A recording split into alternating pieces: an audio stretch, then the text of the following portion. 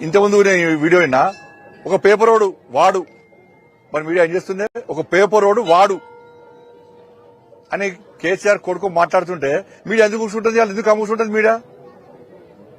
ఒక paper road వాడు, ఒక బీజేపోడు. బిడ్డ నీ అహంకారం కండకారం చేస్తాం బిడ్డ. గంత నీ అయ్య, ఇంకా వాళ్ళ అయ్య ముఖ్యమంత్రి అనుకుంటాడు, ఇంకా ఆయన మంత్రి అనుకుంటాడు. వాడు వీడా?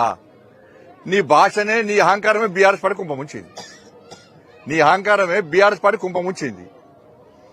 ఇలా చెవులు దొబ్బినాయి కేసీఆర్ కొడుకు. అసెంబ్లీలో ఏ రోజన్నా వీళ్ళు 6 గ్యారెంటీ గురించి మాట్లాడారు, కొట్టాడు, వాకౌట్ చేసిరా? వీళ్ళు కొట్టాడు ఎప్పుడైనా? 2500 గురించి మాట్లాడింది నేనే, మాట్లాడలే అంటాడు. 4000 రూపాయల ఆసరా పెన్షన్ గురించి మాట్లాడింది నేనే, మాట్లాడలేని చెవులు దుబ్బినాయి, కళ్ళు దుబ్బినాను. రైతు భరోసా గురించి లెక్కతో బయటపెట్టింది నేనే, మాట్లాడలేదంటున్నాడు. 4000 రూపాయల నిరుద్యోగ వృద్ధి గురించి మాట్లాడింది నేనే, మాట్లాడలేదంటున్నాడు. 2 లక్షల ఉద్యోగాల గురించి మాట్లాడింది నేనే, మాట్లాడలేదంటున్నాడు. ఇక కళ్ళు దొబ్బితే ఏం చేస్తాం మనం? ఎస్సీ గురించి మాట్లాడింది కొట్లాడింది ఎవరు? నీ బీఆర్ఎస్ కొట్లాడినా? స్టేట్ మేళకే పరిమితం. లాఠీ దెబ్బలు తినేవారు? మా యువ మోర్చా లాఠీ దెబ్బలు తిన్నారు, మా మహిళా మోర్చా లాఠీ దెబ్బలు తిన్నారు, మా ఎమ్మెల్యేలు అరెస్ట్ అయ్యారు. ఇప్పుడు ఏబీవీ కార్యకర్త జైల్లో ఉన్నాడు. రోహిత్ అనే ఏబీవీ కార్యకర్త జైల్లో ఉన్నాడు. అడ్డుకున్నది మేము పేపర్ స్టేట్మెంట్ ఇచ్చి ఇంట్లో కూర్చున్నది మీరు. ఎస్సీ గురించి కేంద్ర మంత్రులు కలిసింది మేము, నోటీస్ ఇచ్చింది కేంద్ర మంత్రులు. మీరేం చేశారు? పేపర్ స్టేట్మెంట్ ఇచ్చాడు, ఈయన వస్తా ఉంది, ఆయన వస్తా ఉంది అని చెప్పుడు టైంపాస్ పాలిటిక్స్ చేసాడు మీరు. అంతే కదా మీరు చేసేది? అంతకంటే ఏం చేస్తారు మీరు?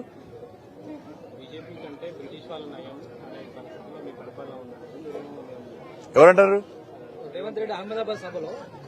ఇప్పుడు రేవంత్ రెడ్డి గారు ఏమనుకుంటున్నారంటే, అక్కడ రాహుల్ గాంధీ యొక్క మెప్పు పొందడానికి రాహుల్ గాంధీ గారు అపాయింట్మెంట్ ఇస్తలేరు. కాబట్టి రాహుల్ గాంధీ గారి యొక్క మెప్పు పొందడానికి రేవంత్ రెడ్డి గారు ఇవాళ భారతీయ జనతా పార్టీ మీద, మోడీ గారి మీద ఇష్టానుసారంగా మాట్లాడుతున్నారు. గతంలో ఇట్లనే కేసీఆర్ మాట్లాడాడు. కేసీఆర్ గారు మాట్లాడినప్పుడు తెలంగాణ పరిస్థితి ఏమైందో ఒక్కసారి అర్థం చేసుకోవాలి. వాళ్ళ ఎన్నికలు అయిపోయినాయి, తెలంగాణ అభివృద్ధి ముఖ్యమా, వీళ్లకు తిట్టుకుని ముఖ్యమా? ఇవాళ కేసీఆర్ గారు గిట్నే ఏది పడతాడు మోడీ గారిని, కేసీఆర్ గారు కొడుకు ఏది పడుతుంది ఇష్టం మాట్లాడారు. తెలంగాణ పరిస్థితి ఏమైంది? అలా ఎంత అభివృద్ధి సహకరిస్తామన్నా కూడా సహకరించాలి వాళ్ళు. ఇప్పుడు కాంగ్రెస్ పార్టీ గదే పందాన్ని కొనసాగిస్తున్నది. ఎస్సీ భూములు అమ్మకుంటే కాంగ్రెస్ పార్టీ పరిస్థితి అవుట్ ఇక రాసి పెట్టుకోవాలి. వాళ్ళు బాగా పెద్ద ఆశతో ఉన్నారు. ఎస్సీ భూములు అమ్మాలే, మాకు 40-50 వేల కోట్లు వస్తాయి కథ, మా ప్రభుత్వం బేఫికర్ అనుకున్నారు.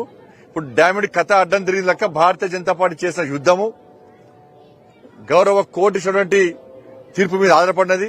తప్పకుండా కోర్టుల మీద మాకు విశ్వాసం, నమ్మకం ఉంది. ఎస్సీ భూముల అమ్మకాన్ని కోర్టు కూడా ఆపుతాయన్న నమ్మకం, విశ్వాసం ఉంది. కేంద్ర ప్రభుత్వం కూడా చాలా సీరియస్ తీసుకున్నది. ఎట్టి బస్సులో ఎస్సీ భూములు అమ్మనివ్వం.